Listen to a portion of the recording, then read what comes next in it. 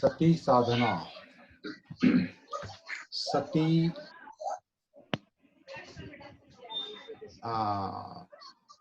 Yogesh sir, आपका mic बंद कीजिए, उधर से आवाज आ रही है। Mic off. हाँ, वीडियो चालू रख सकते हैं लेकिन माइक ऑफ कीजिए।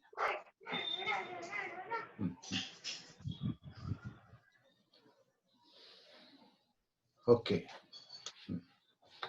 और आपके लिए बात करने के लिए अंत में समय दिया जाएगा थोड़ा। फिलहाल आप केवल अभी सुनेंगे। तो सती साधना जो है, सती यानी जागृति है,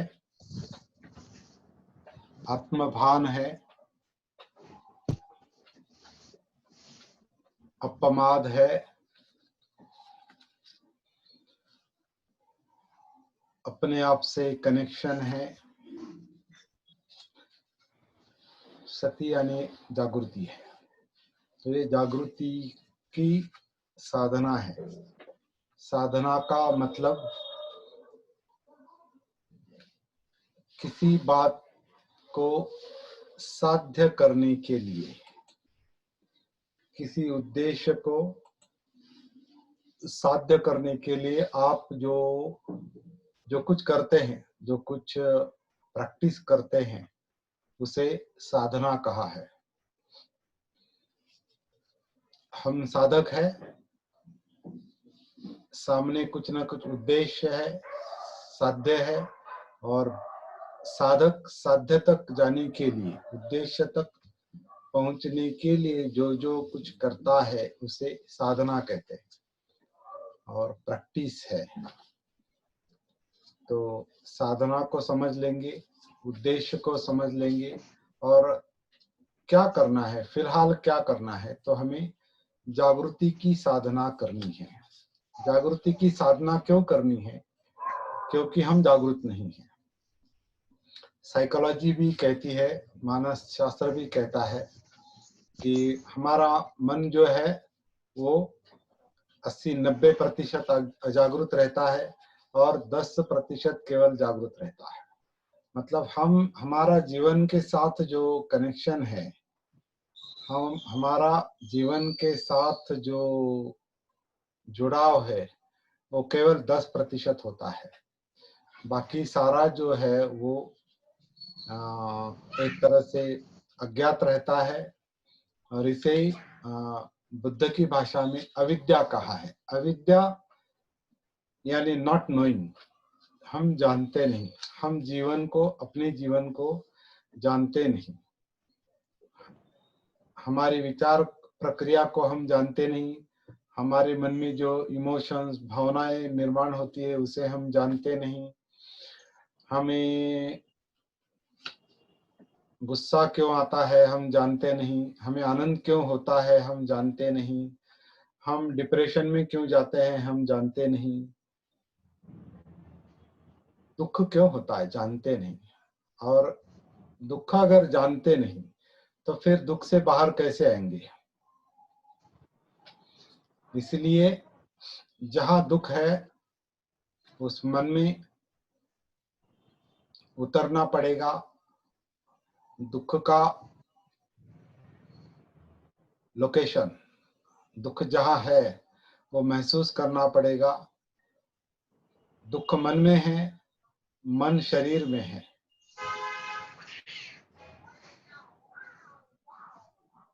और चित्त भी शरीर में है, जिसे हम इमोशंस कहते हैं। चित्त यानी चेतना, चेतने वाला, मतलब प्रज्वलित करने वाला। इमोशन जो है, चित्त जो है, वो हमको, मन को, विचारों को प्रज्वलित करती है। इसलिए चित्त को अग्नि भी कहा है, अग्नि है वो। शायद हमारे शरीर में जो तापमान है वो एक तरह से अग्नि ही है, अग्नि का ही वो एक परिणाम है। और वो अग्नि क्या है? अंदर जो कुछ चल रहा है उसका वो परिणाम है, और खासकर चित्त का परिणाम है। चित्त जो है इमोशन जो है वो अतिरिक्त अग्नि प्रज्वलित करती है एक तरह से, क्योंकि जैसे हमारा जो चित्त है वो चाहिए नहीं चाहिए में फ्लक्चुएट होता है, विचलित होता है, चाहिए नहीं चाहिए, चाहिए नहीं चाहिए, जन्म से लेकर मृत्यु तक मनुष्य को, मनुष्य के मन को और हर प्राणी के मन को, चित्त को कुछ ना कुछ चाहिए। जिंदा रहना है तो खाना चाहिए, वस्त्र चाहिए, निवास चाहिए, अभी मॉडर्न जो चीजें हैं वो चाहिए, और कितना चाहिए उसका कोई कभी कभी ये मापदंड भी नहीं लगा सकते, इतना हमको चाहिए। अगर हमको जो चाहिए वो मिलता है तो हमको सुख मिलता है, जो चाहिए वो अगर नहीं मिलता है तो दुख होता है। तो सुख और दुख जो है वो हमारी चाहत पर निर्भर है। चाहत चाहिए, और चाहने वाला चित्त होता है, चाहने वाला चित्त होता है। चित्त में जो चाहिए और अतिरिक्त चाहिए उसे राग या लोभ कहते हैं, और जो नहीं चाहिए, जिसका एक अवहेर किया जाता है, धिक्कार किया जाता है, नहीं चाहिए, तो चाहिए हम चाहिए की तृष्णा होती है, और नहीं चाहिए की भी एक तरह से तृष्णा होती है कि मुझे नहीं चाहिए, क्योंकि दोनों में चित्त जो है वो एंगेज रहता है हमेशा, चाहिए और नहीं चाहिए। ऐसा नहीं जो नहीं चाहिए उससे मन पूरी तरह से मुक्त नहीं होता। जैसे समझो किसी वो चीज का या किसी मनुष्य का समझो हमारे मन में द्वेष है, तो द्वेष के कारण भी वो मनुष्य की प्रतिमा हमारे और उस मनुष्य के विचार हमारे मन में रहते हैं। इसका मतलब जो नहीं चाहिए, जिसका द्वेष है, उससे मन दूर नहीं ढकेलता, उसे भी पकड़ के रखता है कि ये मुझे नहीं चाहिए, ये मुझे नहीं चाहिए। नहीं चाहिए भी मन में होता है, और चाहिए वो भी मन में होता है। चाहिए और नहीं चाहिए दोनों जो बातें हैं वो मन में रहती है, चित्त में रहती है, और उसी को लेकर विचार प्रक्रिया चलती है। और इस तरह से हमारा मन जो है हमेशा व्यस्त रहता है, तनाव में रहता है, चाहिए नहीं चाहिए, राग और द्वेष, राग और द्वेष। इसमें लोभ और द्वेष, जिसे मराठी में लोभ कहते हैं या दूसरी भाषा में लोभ कहते हैं, लोभ और द्वेष में हमेशा मन व्यस्त रहता है, और इसके सैकड़ों हजारों विषय होते रहते हैं, इसके सैकड़ों हजारों विषय रहते हैं, और इस विषयों में मन व्यस्त रहता है, विचारों में व्यस्त रहता है, और इसी का हम पर तनाव रहता है। जो चाहिए वो मिलता है तो सुख होता है, जो चाहिए वो नहीं मिलता है तो दुख होता है। जो नहीं चाहिए वो अगर होता है कि मुझे समझो किसी व्यक्ति जिसके बारे में मेरे मन में द्वेष है, वो व्यक्ति अगर सामने नहीं होता है तो अच्छा लगता है, चलो मुझे वो नहीं चाहिए था और अभी नहीं है वो, तो उसका भी एक अच्छा लगता है मन को, अज्ञानवश मन को अच्छा लगता है, मुझे जो चाहिए वो नहीं है अभी, तो उसका भी एक तरह से सुख होता है। और वो जो नहीं चाहिए अगर वो सामने होता है, तो उसके संपर्क में हम रहते हैं, तो उसका भी दुख होता है। इसका मतलब लोभ और द्वेष दोनों में सुख दुख है, दोनों में सुख दुख है, और इसका असर हमारे मन पर होता है। तो सुख दुख का कारण जो है इस तरह से हमारे मन में है, चित्त में है, और ये दोनों शरीर में है, हमारी काया में है। और इसीलिए ऐसा कहा है कि अगर दुख का, चिंता का, अस्थिरता का, अस्वस्थता का, डर का, भय का डिप्रेशन का, अकेलेपन का, अगर दुख नष्ट करना है तो वो जहाँ है उस शरीर में जाना आवश्यक है। पहले शरीर के आधार से हम चित्त और मन के संपर्क में जा सकते हैं, सीधे नहीं जा सकते, क्योंकि मन और चित्त का जो निवास है वो हमारी काया में है। ये बात पहले समझ लेंगे कि हमें क्या करना है,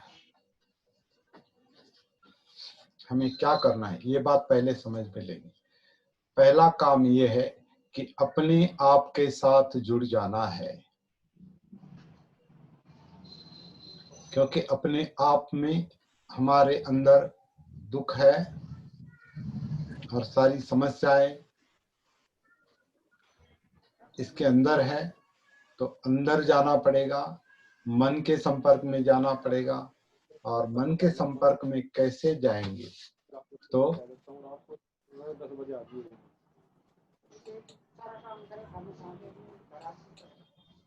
मैंने तो कोई परिवार का ही तो है। सब लोग अपना माइक म्यूट करेंगे। अलग जावल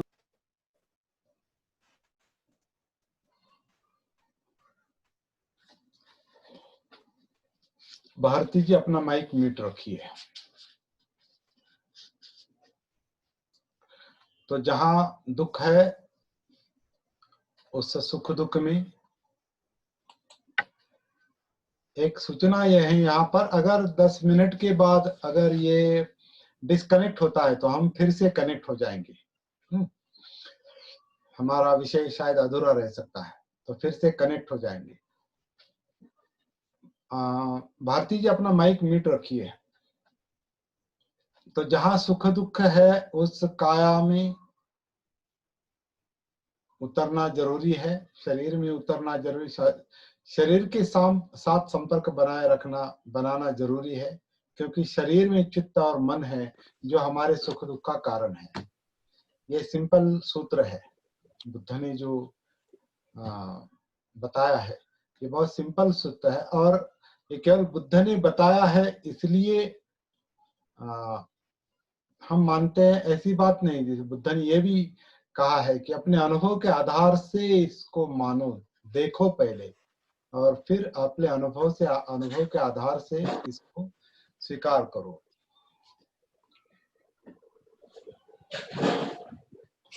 तो जिस शरीर के संपर्क में हमें जाना है, अपनी इस शरीर के संपर्क में हमें जाना है, तो एक सरल साधन, सरल माध्यम बुद्ध ने बताया है, और जो बहुत आसान है। वैसे समझने के लिए बहुत आसान है, करने के लिए थोड़ा कठिन है, लेकिन समझने के लिए आसान है।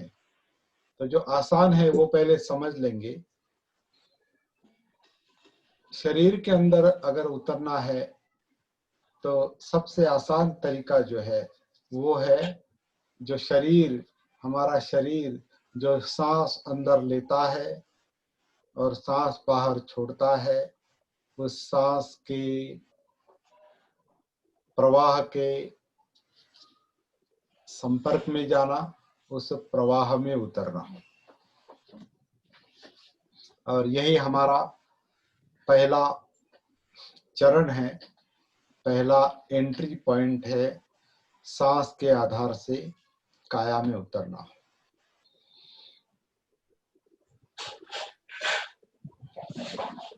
अब ये कैसे उतरेंगे, यही समझ लेने की बात है।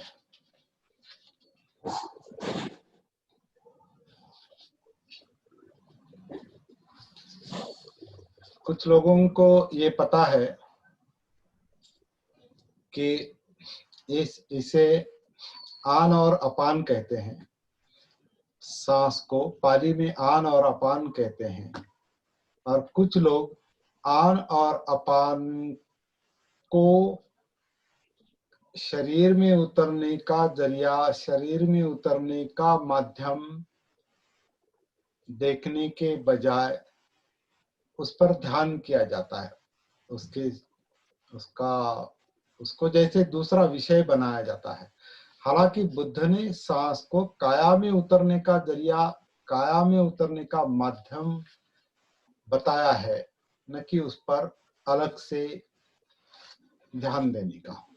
और ये बात आनापान सती सुत्त में जो मध्यम निकाय का 118 नंबर का सूत्र है, उस सूत्र में बताई है। मध्यम निकाय का जो 118 नंबर का सूत्र है, ये आप सब लोगों को देखना पड़ेगा और समझना पड़ेगा। उसका एक अलग से ट्रांसलेशन मैंने जो किया है वो हिंदी में भी किया है और मराठी में भी किया है। उस किताब को आपको देखना पड़ेगा क्योंकि अलग से ट्रांसलेशन किया है। और जब तक वो आप किताब को नहीं देख पाएंगे तब तक आप मध्यम निकाय का जो 118 नंबर का सूत्र है उससे काम चलाएंगे। उस सूत्र में कहा है, इस आनापान सती सूत्र में कहा है, क्या कहा है ये मैं आपको थोड़ा पढ़कर बताता हूँ।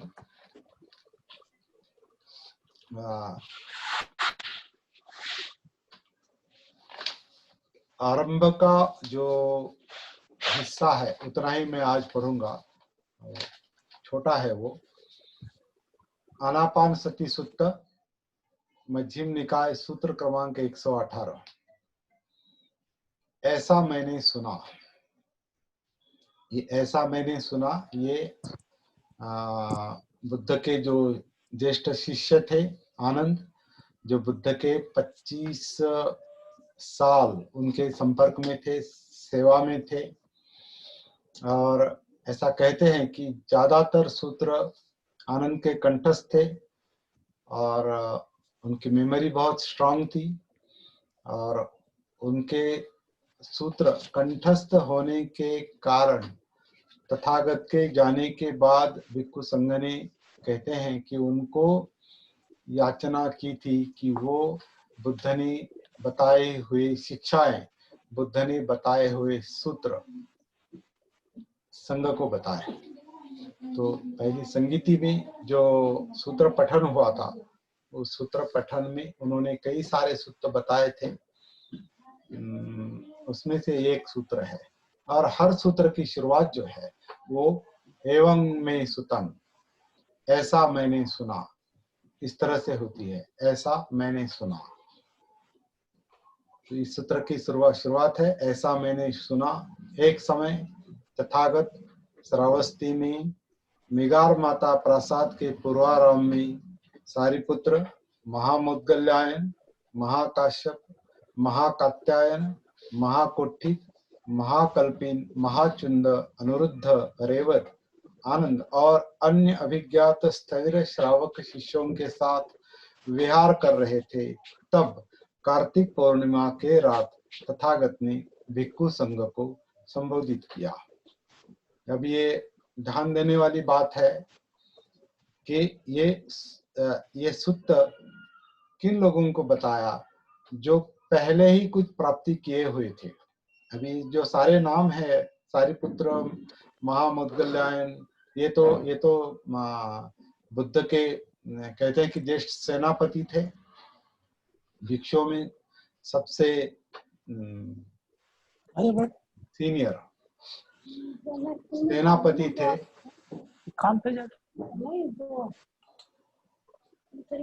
भारती जी आपका माइक म्यूट कीजिए प्लीज। हाँ, म्यूट है सर? नहीं म्यूट नहीं, ऑन है वो सर, वो ऑन है। अच्छा। उस पर टच कीजिए, वो स्पीकर पर। तो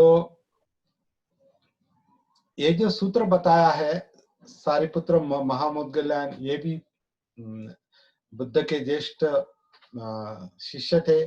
वैसे ही महाकाश्यप, महाकात्यायन, महाकोठित, महाकल्पिन वगैरह जो लोग थे, और आनंद, ये सारे लोग सीनियर थे और कुछ प्राप्ति किए हुए लोग थे लोग, और इनको आनापान सती सूत्र बताया है।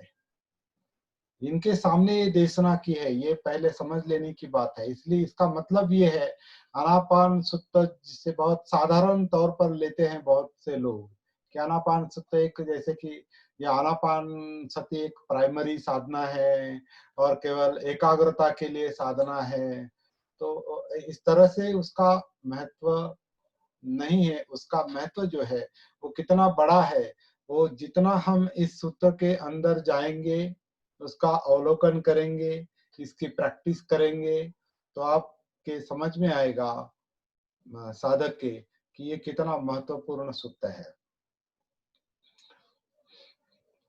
आगे कहा है भिक्षुओं साधकों, ये साधकों शब्द हमने जोड़ा है यहाँ पर।